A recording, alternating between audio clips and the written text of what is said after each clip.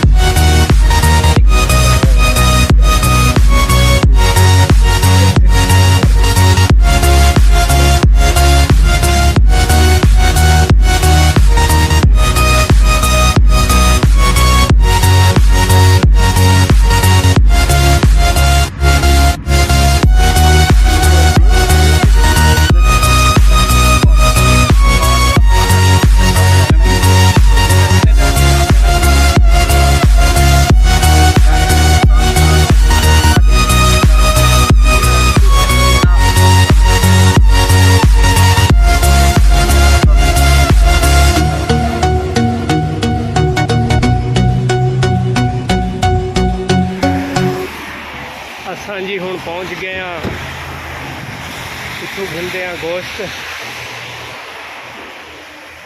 देते हैं गोश्त किमें किलो मिलता है इतना। ओहो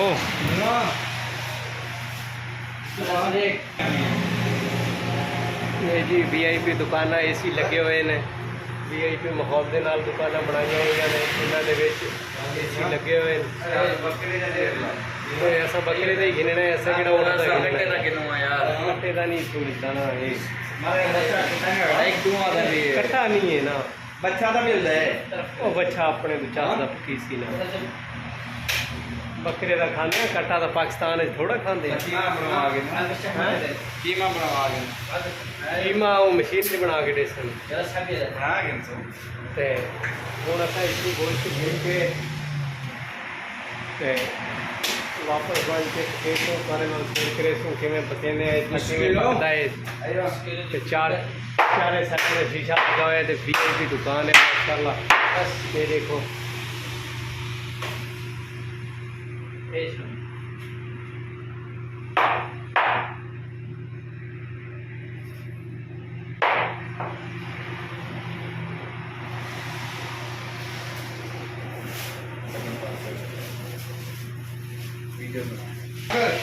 ये जी 35 रियाल का गोश्त है ते असा हुण गोश्त घिन गिदा है ते असा हुण वेंदे पे वापस ते वीडियो दे नाल जुड़े रहो ते सारे चैनल को सब्सक्राइब जरूर कराए, मेहरबानी तुहाडी अगर सारे चैनल को सब्सक्राइब करे सो ता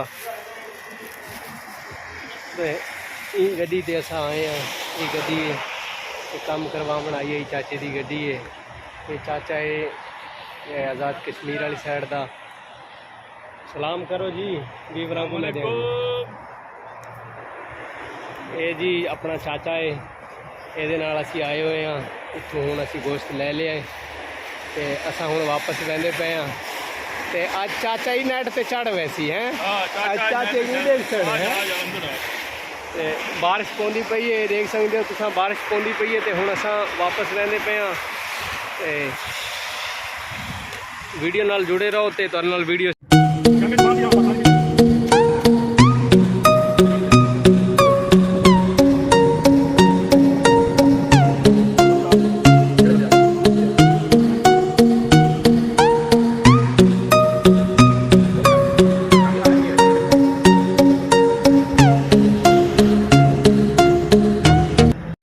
जी असा हुण वर्षे ते पहुंच गए गोश्त गिन के ते असा इत्थां ही वीडियो दा करने एंड ते प्लीज़ सारे भरावां दे अगे सारी रिक्वेस्ट है कि सानू सपोर्ट करो ते